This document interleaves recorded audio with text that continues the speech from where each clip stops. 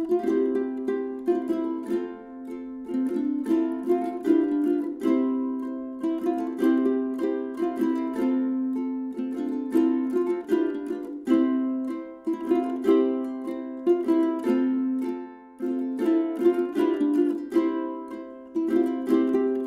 everyone, we are going to go ahead and get our meeting kicked off here.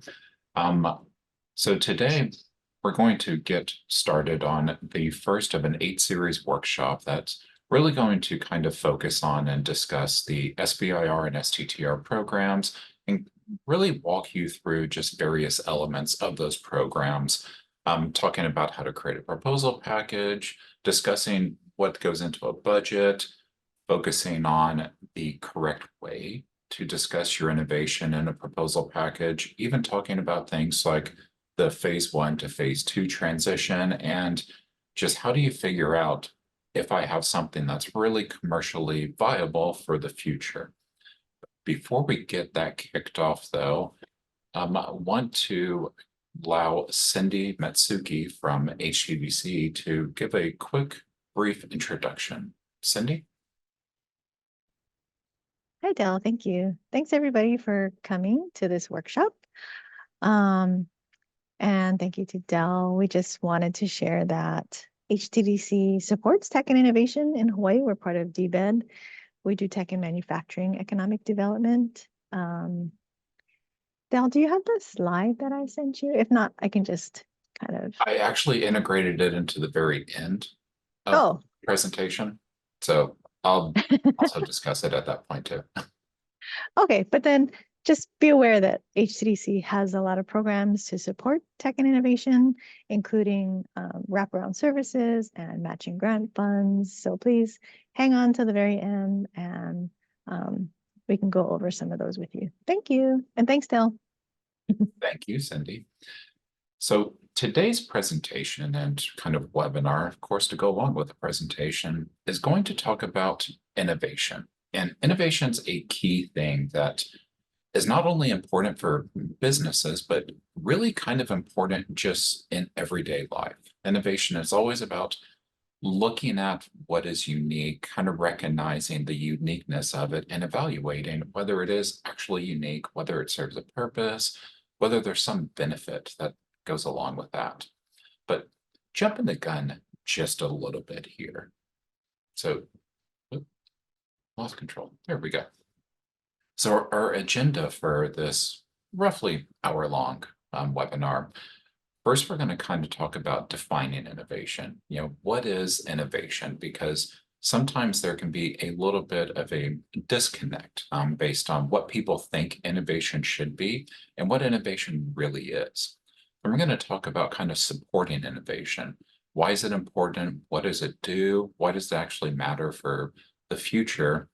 Then we're going to talk about growing innovative ideas. So what are the tools, resources, and just availability of things out there that can help just move that innovation just a little bit further and take that idea, help refine it, and then potentially help it get out there into the marketplace. Then we're going to talk about some of the benefits and strengths of innovation, and then have just a little bit of wrap up, and then also leave some time, hopefully, for questions and answers. But let's go ahead and dive in, and let's actually try, first thing, to define innovation, because innovation is something that is really key for a lot of aspects just of business development, business growth, and also business success. Now, when we talk about innovation, innovation really is just about creating unique solutions that have a potential market application. And that's more on the business side of innovation, because innovation is something that you'll actually probably kind of just put into focus and utilize throughout everything that you try to do related to the business, related to your job, related to even your health. Taking that different idea, that different approach, and saying, this is better for me. Because that's kind of one of the big, let's call it keystones when you think about innovation. Because innovation really just means doing something in a different way for a better result.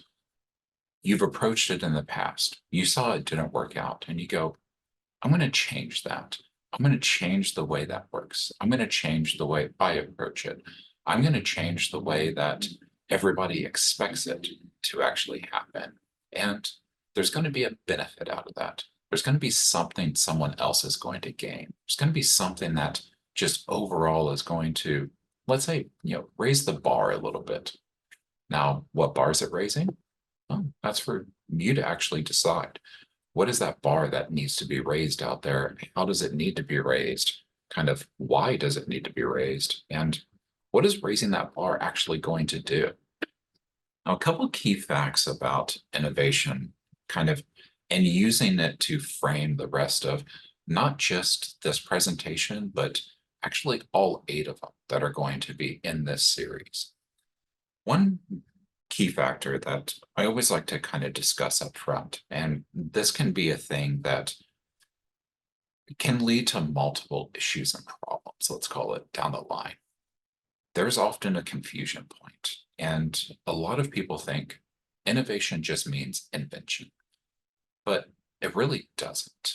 Innovation and invention kind of, let's say, share a background, share a family history. They'd be like cousins. They are actually very different. They do share some commonalities and some DNA, but when you break down into it, they're very unique things because invention really is kind of that basic research. It's that scientific application. It's that we're going to change the world. We're going to make things different. And here's something that I want to look at. Here's something I want to explore. Here's something I want to know more about. And innovation is actually the applied aspect of research. It's realizing that there's something that needs to be researched, there's something that needs to be found out, but you're not looking at it as I want to learn more about it. You're looking at it as I need to solve this. This is something that needs to be addressed. There's something that needs to be created out of this that is going to serve as a backbone, a lifeline, the rescue copter, whatever it is that you're actually kind of taking away and making better for people. And it's important to cover that because that's really kind of key whenever we start talking about how you fund innovation, how you actually continue to grow, and recognizing that there's a big difference between what people think of as invention and what people should think of as innovation. Because innovation, and this actually leads into the second problem, innovation doesn't actually mean high tech. It actually doesn't even mean tech or technology in a lot of cases. People confuse that. They go, well, I'm not creating something that looks like it should have fallen out of an episode of Star Trek or Battlestar Galactica, if you're one of those people, or Farscape, or whatever sci-fi show, movie, series that you want to bring up. It doesn't have to be something that is just so groundbreaking that nobody's ever seen it before. You're splitting the cosmos and taking apart the very fabric of our reality and the foundation that guides our principles and going, I have to do something that is just so drastic. A lot of times it's things like new processes, new workflows, new approaches. Every time you change something and every time you change it for the better, that's actually innovation at work. And we need to kind of keep that in mind because thinking that just because I'm working on something and it's not high technology, it's not really technology, really doesn't matter when it comes to things like the focus of our 8 series workshop webinar is, the SBIR and STTR programs. And just because you're not, creating something that looks like a sci-fi reject doesn't mean that you can't apply for these.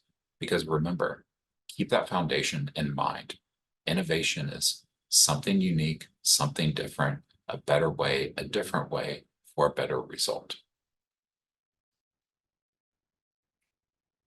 Because really at the heart of it, innovation is about creating something unique that's actually going to make a difference.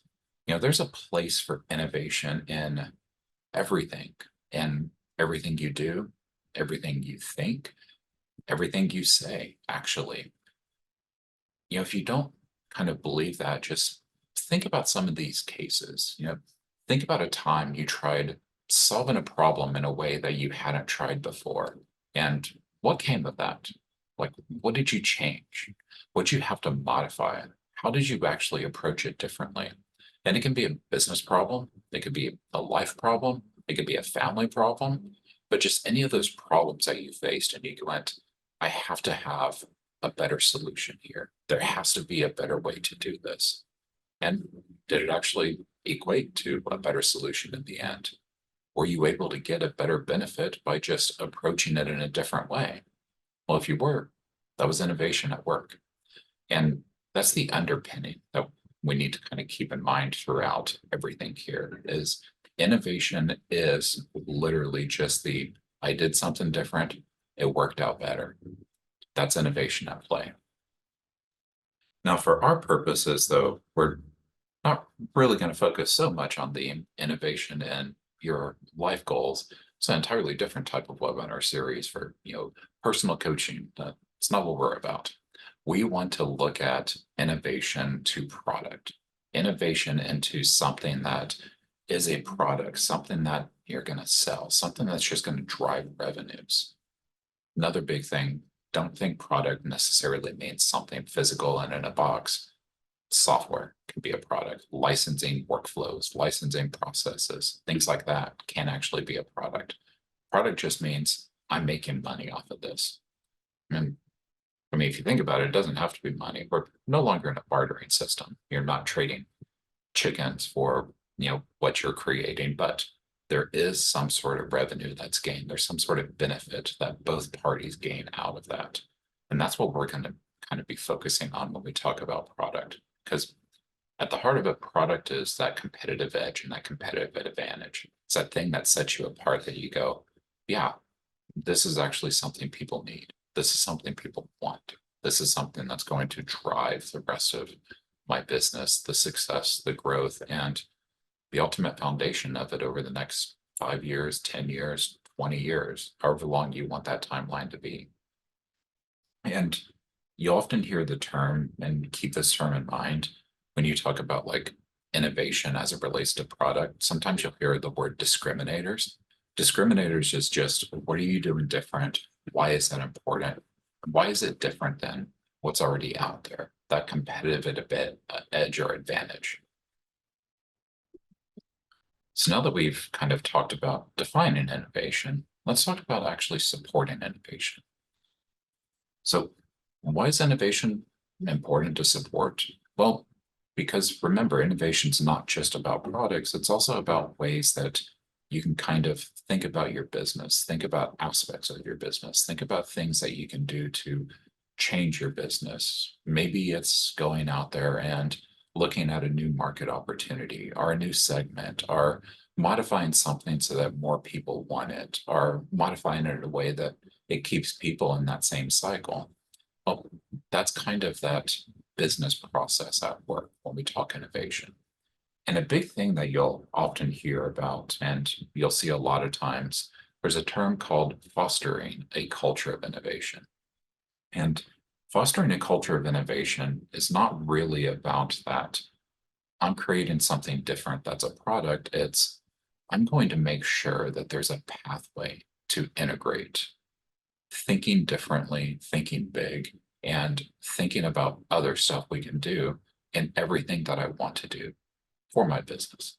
If you want to foster a culture of innovation in your personal life, that'd be great too. But just for businesses and products, because it means allowing those one-off ideas that may not actually work out to see the light of day. Let somebody tinker with it. Let someone play with it. See if there's a way that it can actually come to fruition. It's kind of about taking those risks when there's no guarantee that there is going to be a payoff. You just don't know if it's going to work out.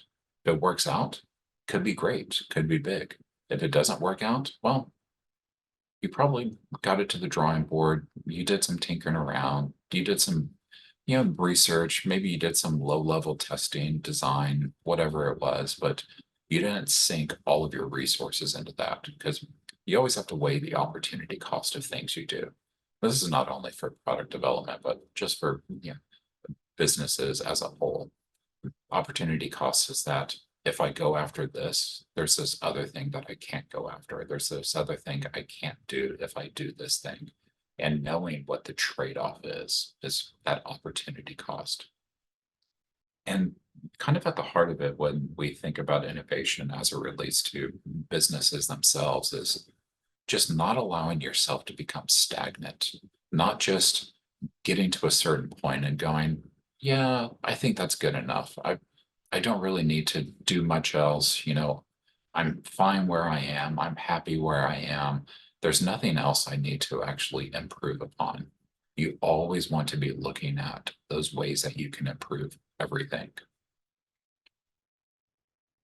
Because it can be a game changer, and it can be a game changer for products, can be a game changer for businesses, can be a game changer that's just going to continue to provide those results down the line, and kind of at the heart of it in the end where you go, this actually paid off. It makes you able to create that operating space that you can go, can we do this? Can we function? Can we actually take this on? Can we do something better? Can we make something better? And it also allows you to kind of do that future forecasting and that future planning, but letting you take it one step at a time, going, if I get to here, we can actually be better here. We can do something else here. And each one of those incremental steps is just making you stronger, making you better, making you faster, or whatever it is. But it's that kind of incremental approach where you go, let me try this. Let me see if this works out. Let me see if I can actually do this. I got to this step. Can I actually innovate on that? Can I make this better? And really allows you to kind of find those critical gaps or those holes, those things that you didn't think about, those things that might need to be addressed in the future, and just kind of plugging them up and going, okay, well, this might actually impact me. This might, change some things in my ecosystem or my space or wherever I'm at. I need to look at that, and kind of creating that mindset of innovation allows you to always keep your options open and always look at, well, what am I going to do? Where am I going to go? Why am I going to go there? Is it going to work out? If it does work out, what other opportunities does that allow in the future? And, that also brings up the fact that there's some risk attached to that. Innovation can be very risky, can take a lot of dollars. It can take a lot of time to do things like product development. And you may get halfway through your product development cycle and go, well, somebody else came out with something better, or somebody else came out with something different. Or maybe this problem just doesn't exist anymore. The ecosystem around it changed. Some things can be out of your hands on that. You go, well, there was nothing I can do about that. And there are some ways to kind of de-risk that innovation process, though. And the big way that you actually grow innovative ideas and kind of de-risk is through the SBIR and STTR programs.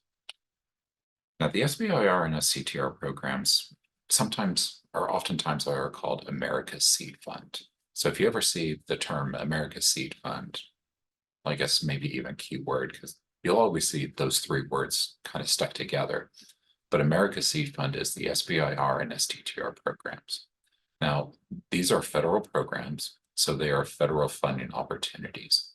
And what they do is they provide an opportunity, they provide funding, and they provide space for you to actually take on those risky ideas, those things that may not work out, those things where you go, man, I think this might be good, but I just don't know. Is this going to be worth it? Is it going to pay out?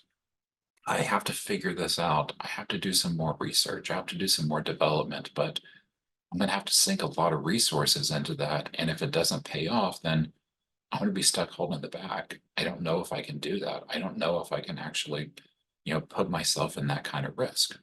Well, these programs de-risk that. because they're about taking that innovative idea, that thing that is just keeping you up at night, and you go, you know, I could actually do that. That might actually be really good. I might be able to make a lot of money, and being able to move it to that commercial product that ultimately you can offer to someone and say, hey, I made this widget. It solves this problem. Do you think it's something you need? If so, buy it from me. Now, one thing to kind of think about with the SBIR and STTR programs. So these programs have been in existence for quite a long time. Their allowance for me to go, okay, well, here's what I do, here's what I need to kind of figure out. And I don't know if I'm going to have the funding for that, but there should be something that I can actually do. SBIR has been around for about 30 years, and STTR has been around for about 20-ish years. And they are three-phased programs.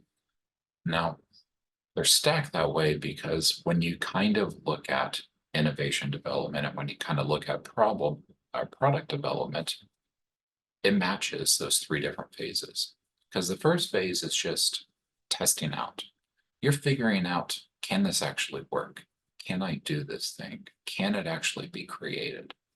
And in the second phase, you're kind of demonstrating that. You're going, okay, well, I figured out that the answer to that question of can it be created is yes. Now I have to actually create it.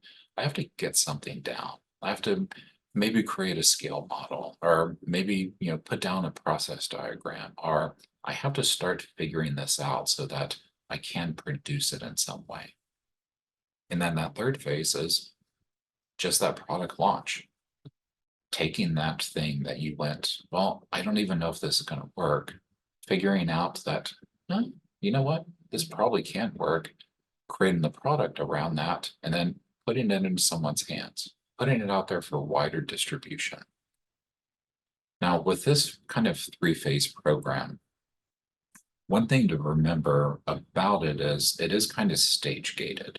So the three phases of that development, again, do match the three phases of the SBIR and STTR programs. And phase one is called feasibility. You're just testing out. You're seeing if there's something that can happen. You're seeing if there's something that can be created. You're kind of picking out the key and critical problem that's keeping you from doing this on your own and going, I'm going to have to throw so much money, so much time, so much effort into that to try and get around that I might as well close up shop right now and go be a greeter at Walmart because it's a steady paycheck at least. It's about picking that keystone thing. There's a concept when you think about things like a pyramid, there's that keystone that is keeping everything together. It's that thing that if you remove that one aspect, it's just going to collapse in on itself. And for the phase one, that's really what you're looking at. You're seeing if it's feasible to actually get around that problem. You're seeing if it's potentially solvable. You're not necessarily solving it, but you're just seeing if it's something that with a little bit of elbow grease, with a little bit of work, with a little bit of development, you can reasonably state with, I don't know, maybe a 90 or 95% confidence rate that you go, yeah, this could actually be solved. This is something that at the base of it is just not impossible. And now the phase two is when you take that reasonableness of feasibility and you actually address it. You go, well, I showed that it was feasible. I showed that it could actually potentially be addressed and potentially be solved. And now in a phase two, you're going out there and you're solving it. You're going, okay, I showed that it was possible. Now I have to make it let's call it a probable, because you're probably not going to get to finalization within a phase two. And that's totally fine. Ideas take a long time to develop, and products take even longer because you have to go from that, I think this can happen, to nope, I made it work every time. And this is what it is. This is what it does. I mean, think of any product that you have, like, for instance, maybe a cell phone, and you went, well, it works. I needed a phone. Would you have bought that phone if it only worked maybe 50% of the time? maybe 20% of the time? Probably not. I hope you wouldn't, but you know that is going to work probably 99% of the time. There are those one-offs where it just doesn't work out, but you go, yeah, no, this actually, it works. I can make it function. I can make it do what I want. And that's kind of what that phase two is about. It's going to, from that, I think this will work, to, yep, we made it work. We have something, we have a prototype maybe where we go, yeah, this can actually, this can function. And then that phase three, just like your product launch for something like a product development plan, that phase three in SBIR and STTR parlance is being out there and getting it in the commercial market. Maybe not being super successful with it at first, but actually having it commercially available, having it where you're selling it to somebody, where you're trading it with somebody.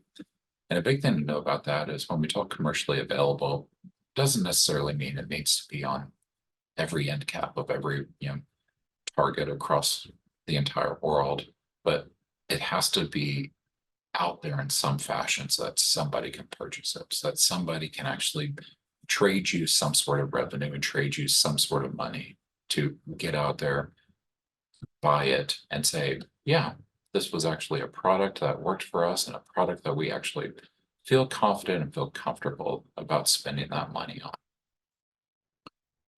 Now, with the SBIR and STTR programs, the reason they're called America's Seed Fund is it is actually a seed fund. It's a way to inject a little bit of capital into a business to see if they could do something. And because it's a seed fund, there's expectations that go along with that when you think of like seed investment. People often go, well, I'm not going to do this because when somebody invests in it, they're going to take all of my money, or they're going to take my idea, they're going to do something. The good thing with the SBIR and STTR programs is they're called non-dilutive funding. You don't give up anything within your business if you get one of these awards. There's no equity that they're going to take. So they don't go, well, we're going to give you an award, but we want 5% of your business. Government has enough businesses. They don't want any other business. And they don't take any intellectual property. You don't have to say, okay, well, now you own a portion of this, or now you own part of what I've done. They just don't want the IP. There are enough research results and inventions just kind of sitting on the shelf gathering dust. Government doesn't want any more of those. There's also no payback that's required. This isn't like a loan. It's not a, okay, well, we're going to give you $250,000 to figure this out. And if you don't figure it out, you have to pay us back. There's actually no black mark for going, okay, well, we tried this, we tried to make it work, we did our best effort, but it just didn't pan out. We don't have to pay back that money. Now, again, with these programs, the focus is on de-risking new technologies, de-risking things that are going to, again, be an innovative product that is going to address a problem, solve something for somebody, solve a critical thing that actually needs to be solved. Across the programs, there are 11 different federal agencies that participate. And one kind of caveat to that is one of the agencies is split into, you'll see very shortly when we kind of talk about that, but there are 11 different agencies in the SBIR program. And out of that, 6 of those also participate in the STTR program. There's a kind of guiding difference between those two programs that we'll get to very shortly. But any agency that has over $100 million in extramural research must participate in these programs. And extramural just means outside. So when you see those news articles about, perfect example, a lot of people have heard of like the NSF Engine program, and they see that, this university got, $45 million to do this from National Science Foundation, or, this public institution got $10 million from EDA to do something, or the Small Business Administration made an award of $3 million to this organization. That's called extramural funding because it's going outside of the agency and into just the broader domain. And it's money that is being transferred out for some type of purpose. So for these agencies, it's $100 million of extramural research budget. That's that kind of flag that the government goes, okay, well, you reach that threshold, you have to make these programs available to people now. Now, the key reason that you want to kind of remember that there are 11 different agencies that participate is with 11 different agencies, that means there's 11 different approaches. Well, 12 again, because one agency split in two. There's 12 different levels of funding. There's 12 different things that are going to be required. There's, maybe even different payment methods. Each agency is allowed a lot of freedom in how they operate and how they think about these innovation development programs and what it actually means to them, what's important to them, how they're actually going to drive it forward. And one thing to kind of keep in mind about that term America's Seed Fund is, again, it's a seed. And just like when you go out there for third-party investment and you hear about seed rounds, they call it a seed because it's that thing that's going to let you grow. It's just that little bit of a start, that little bit of an ability to kind of move forward. And these programs are the same way. They are a seed. They're that thing that you're going to get and you're going to plant and you're going to nurture and you're going to support. And hopefully it's going to bear some fruit for you in the future. Because seed funding won't get you all the way there. And with these programs, even though there are those three phases, across all three phases, you're probably not going to get to where you need to be in order to be commercially successful and commercially viable.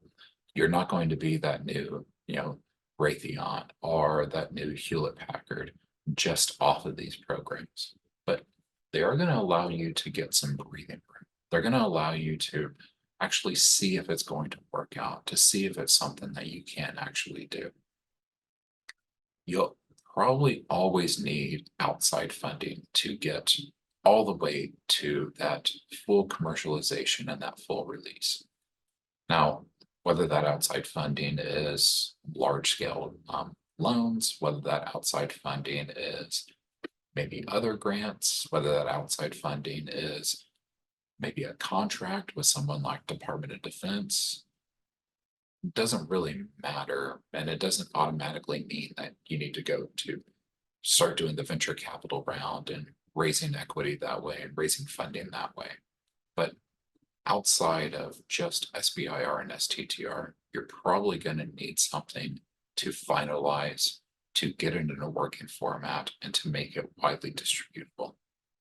Maybe unless you're like doing something like a licensing agreement for people in the future, or unless you have a software product, but anything hardware related, creating something takes a long time and takes a lot of dollars to even just a little widget that you hold in your hand. Because it's not really just even something as simple as a business card. Because it's not just the thing that you have in your hand. You go, well, business card, what did that cost? Maybe 20 cents. But it was the production lines. It was the logistics and supply chain of getting the wood pulp out of the forest in the first place, printing it, laminating it, cutting it down, making it shippable, getting them boxed, actually putting them in your hands. That's all those steps, and there's going to be money that's required for that. So anything physical, probably going to take much more than just these programs to actually get out there. But again, entire purpose of them is that seed, get you that start, allow you to say, this is something that is worthwhile for me to continue to work on because I know it can actually work out. And that's why we often think of these programs as that, and why it was important to cover in the very beginning that innovation is applied research, because that's what these programs are all about, that applied research, that preliminary idea, that maybe foundational science that says, you know what, this should actually work out, because it has to be reasonable and it has to actually be sound on why it should work. You can't just say that, oh, well, now 1 + 1 will equal 3. We all know 1 + 1 equals 2. I mean, you can show it on your fingers, 1 and 1, you have 2. But maybe there's some intermediary where you go, well, most of the time 1 + 1 equals 2, but if we do this, it might actually be 3. And as long as you can reason that out, as long as you can show that there is some foundation there that, you know what, it might actually work out to 3 sometimes. That's what they're looking for, kind of with when you talk applied research. There has to be that grounding where you say, yeah, in most cases this won't work, but there's some cases that we might be able to get it to work. And again, that's kind of that feasibility stage of that phase 1, where you're saying, let me see if I can actually make it 3. Can I make it work out to 3 20% of the time? Well, that provides me a foundation. I know that with a little bit of effort, maybe a little bit more funding, maybe something else there, I can actually make it work out to 3 a lot more than it should. And the other aspect of why they are kind of a big goal with applied research is applied research means kind of commercialization. Applied research means that there's going to be a product that comes out of it. That's a big difference between basic and applied research again. So the commercialization aspect of that, the thing that you go, well, this is a product, I'm actually going to put it out there. I'm going to try and sell it. I'm going to try and make money off of it. It's not one of those things that it's a nice to have. It's actually kind of a must have. There has to be some commercial validity and there has to be some commercial availability, some commercial feasibility for it. Even for something like a contracting agency, which there's 2 different types. There's grants and contracts. And contracting agencies want you to solve a problem for them. Even those contracting agencies require you to try and put this in somebody else's hands, just not them. You can't sell to just that one customer. It has to be something you can modify, something you can make different, something that maybe you can actually change about it. Because at the heart of it, these programs really are kind of economic development funding. You are growing the economic viability of your company. You're developing the economic feasibility of you being able to continue to thrive, continue to be successful, continue to expand, sell more things, hire more people, pay more in wages. It's kind of what economic development is about. And so that's why these seed programs really are that growing the economic health and the economic future of your business and making sure that it's actually going to be successful. Now, with the missing a slide. Well, the slide that's missing is actually on the SBIR program. SBIR stands for Small Business Innovation Research, and it's half of that SBIR and STTR equation. You'll often hear about these programs in tandem, but they are kind of 2 different programs. Because again, that SBIR was about kind of growing businesses, making sure that they're healthy, making sure that they're viable. And there's 11 different agencies that actually participate again. And that threshold is the $100 million threshold. Now, with an SBIR, you can actually work on the entire idea yourself. You don't need outsiders whatsoever. They give you some leeway if you need a little bit of help, kind of taking that innovation, working out that it actually can work, creating something from it, and then trying to get it out there into the marketplace. With an STTR, the STTR is a little bit the same and a little bit different in some aspects.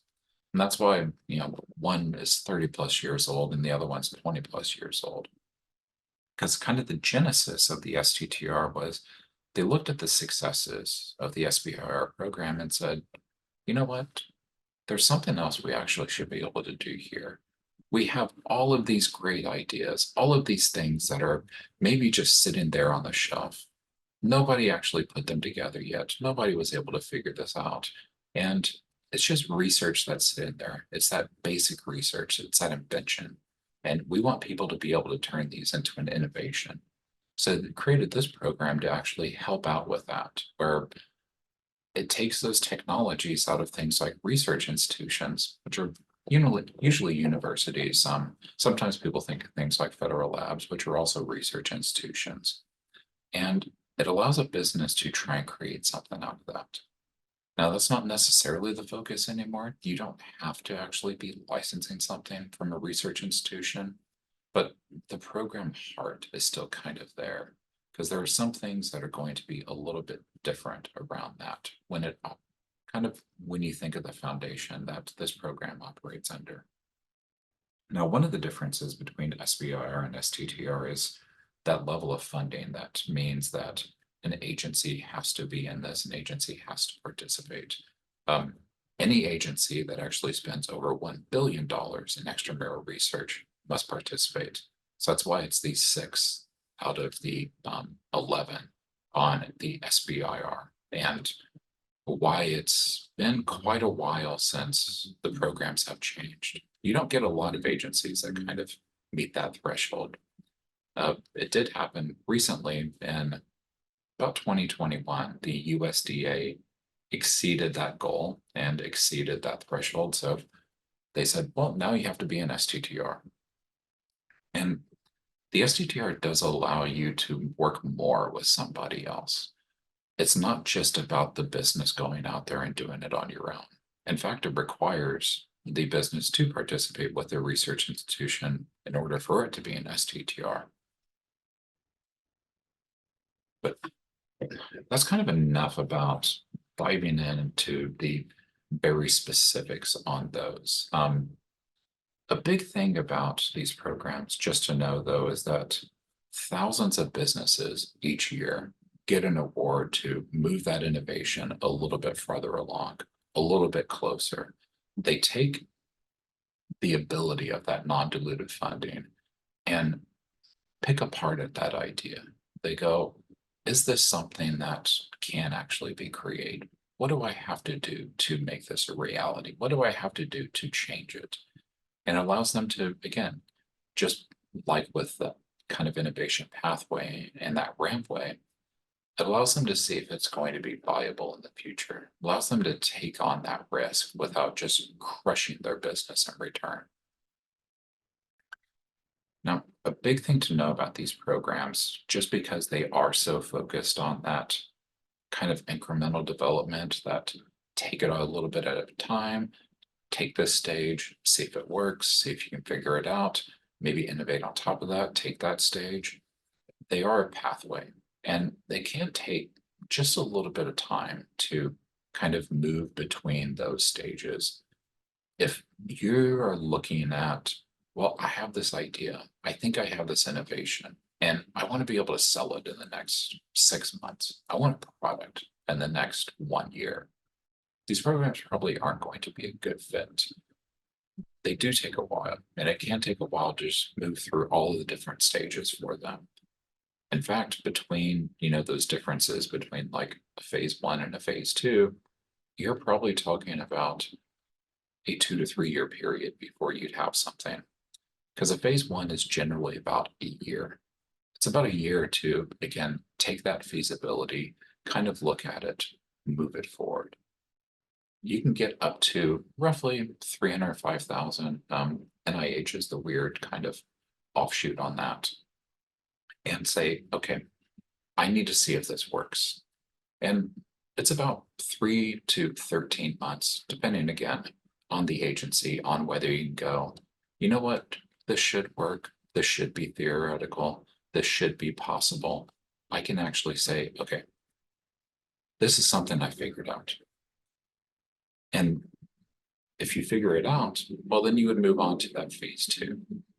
And that phase 2 really is kind of about making that market ready prototype, getting that idea and going, okay, this actually potentially worked out.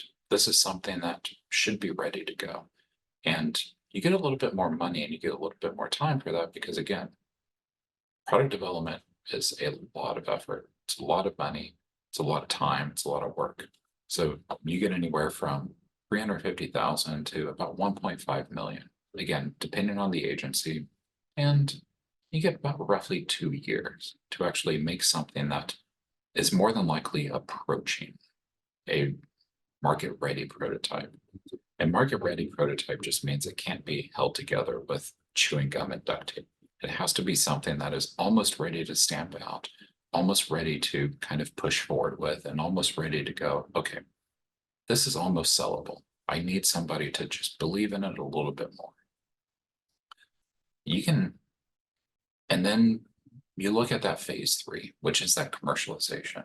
Now, the big thing with these programs that is unlike that kind of phase 3 when you think about product development is there's no real direct funding that actually goes through SBIR into phase 3. There are some things like GSA awards, or they call them things like other transaction authorities that might sort of count as SBIR, but there's not an actual like phase 3 program within the confines of the larger SBIR program. And so that's another reason why I kind of said, okay, this can take a while to actually get out there. This can take a little bit more effort, and you're probably going to have to look at some sort of other funding, because that's typically when people bring in things like venture capital, they'll look at like a procurement, they'll just do the things that they have to do to actually get it to the next stage. Now, because we talked about, those necessities there when thinking about the different agencies, let's actually dive a little bit into these different agencies. So these are the 11 different agencies that participate in these programs. And SBA doesn't really participate in SBIR and STTR. They're actually kind of the authority. They're, for lack of a better term, they're the administrative arm, and they're the administrative body for these programs. They're the ones that say, yeah, this is the way that they need to run. This is the way things need to happen. Now, again, each of these different agencies kind of have a little bit of a different bent on what they think of when they think innovation. National Science Foundation, it's in their name. They're all about science. And you have NASA, space technologies, EPA, clean technologies. A lot of these agencies, their main focus, their main criteria is actually within their name. It's things that they're famous for. When you think of USDA, you think of agriculture, and that's a big part of what USDA is about. And that's a big part of what they look at and how they kind of weigh innovation. And is this innovative? What does this do for ag? What does it do for food? Now, one thing to kind of note when you think about these different agencies, though, and you kind of think about innovation, is even these different agencies are innovative in some of the ways that they approach things, because you can't just go by what's in their name. Yes, the thing in their name may be their clarion call, and it may be their primary thing that they support. It may be the primary way they look about innovation, or they look at innovation. But a lot of these have those kind of hidden elements that you need to dive a little bit deeper into to think about. A big one is somebody like Department of Defense. People think, well, defense, I'm thinking guns, I'm thinking tanks, I'm thinking these things, but defense has a lot of logistics and supply chain. They move, millions of people and millions of pounds of things around every single year. So they have to figure that out. They look at processes and workflows for that. And again, they're moving people around. Those are people that are part of Department of Defense. They want to protect them. So they look at healthcare and health technologies.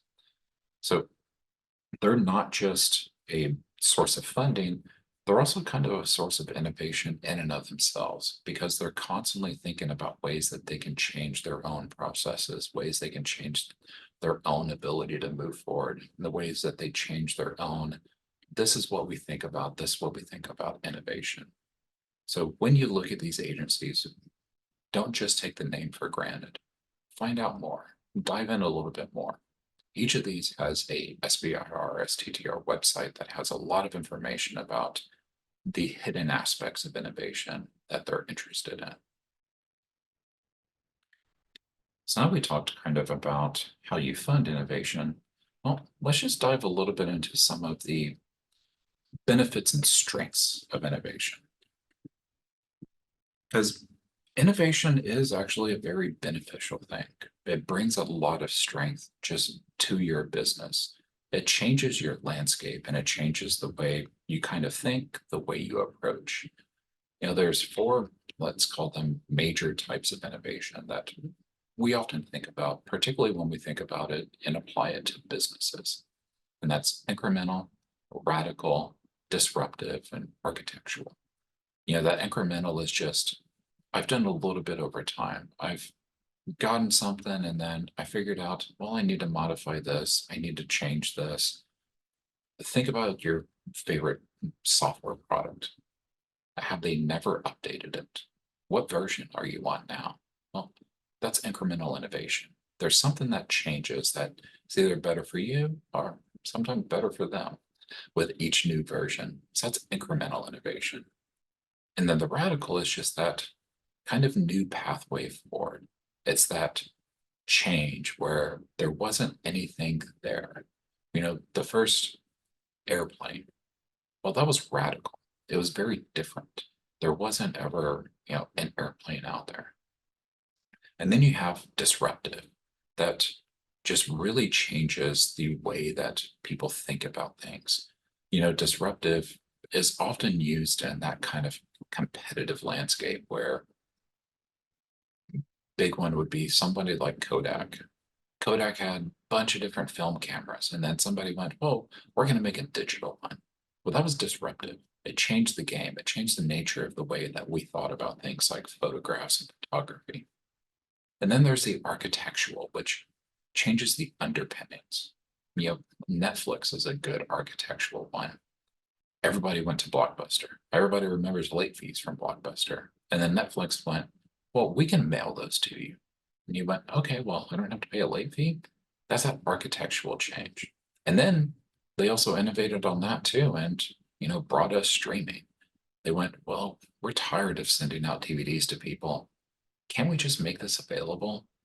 That's that kind of architectural change, as it changes not only your own landscape, but it changes the landscape around you. Because that's really the big benefit. And one of the major benefits of innovation is it adds depth and it adds breadth. It allows people that are going through a business, creating a product, to go, how can I modify this so that maybe it's really good for this person the way that I have laid it out, but it's not good for this other person. But I want more customers. I want more ability.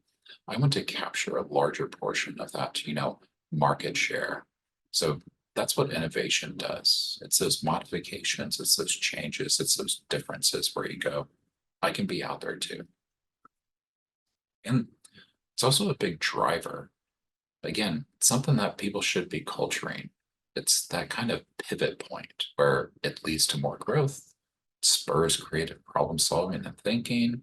It's that catalyst, for further development. It expands the portfolio of kind of what you do, what you offer, your technologies, your products, your kind of business background and your business goals and beliefs, the thing that sets you apart.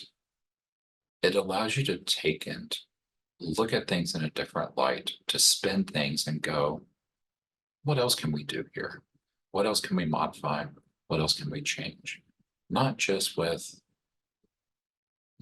MK version 2.0 or whatever, could be the code name for what you're developing, but even just in everything that business is about and that business drives.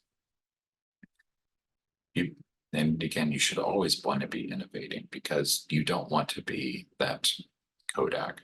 I brought up Kodak as a point for hey, that's that great shift from being physical film to being digital cameras. And Kodak was actually the first ones that had a digital camera. They just didn't think it was worth it. They don't want to cut into their market. They don't want to actually cut into their ability to sell. And I went, well, we're the 800-pound gorilla in the room. Why would we change that? Why would we potentially lose some of the stuff that we have? And now, where are they? They are no longer the 800-pound gorilla in the room when it comes to cameras. And so that's why innovation is so important. It's about that. What are we doing different? How can we make it work?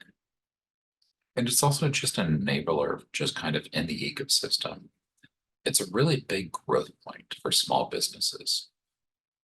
There's a lot of facts on here about small businesses and innovation that I pulled up. I have sources for these facts too. These are not just me making 1 + 1 = 3, but they make up a large portion of the businesses. It shows that small businesses that innovate are actually healthier. They generate more GDP, gross domestic product. They account for a larger portion of job growth and job ability in the future. It's one of those things that innovation is kind of that lifeblood that just allows businesses to grow and to be just impactful in the future. And it is that kind of, again, disruptor. There's often an old saying that small businesses innovate, large businesses integrate. And that is actually true.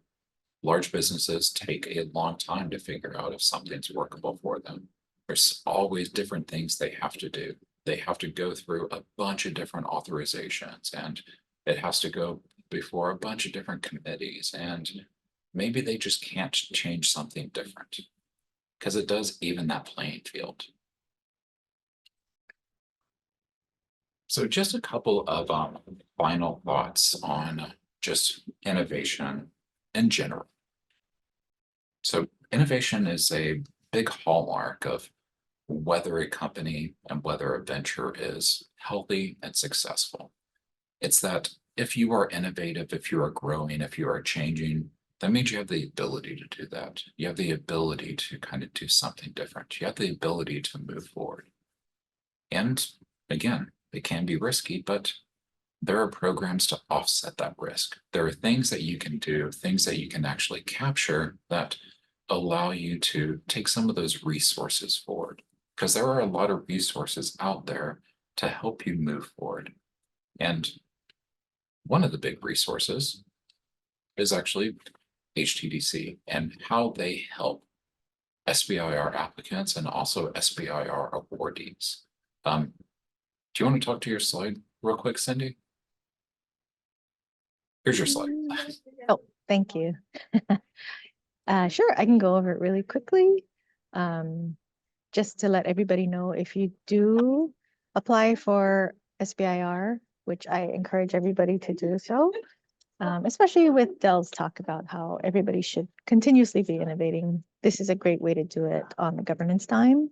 And if you do receive an award and you're a Hawaii company, the state will match up to 50% of phase 1, 2, and 3 awards. And if this is your first time applying and you hire a professional grant writer to help you with your submission, HTDC will reimburse you up to $3,000 for this help, just so that you have a better chance of getting that first award.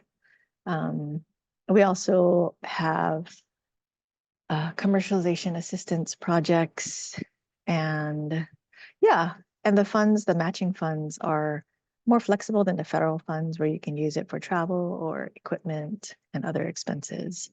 So if you have any questions or if you're interested, I am gonna stick my email in the chat. Thanks for joining us. Thank you, Dell.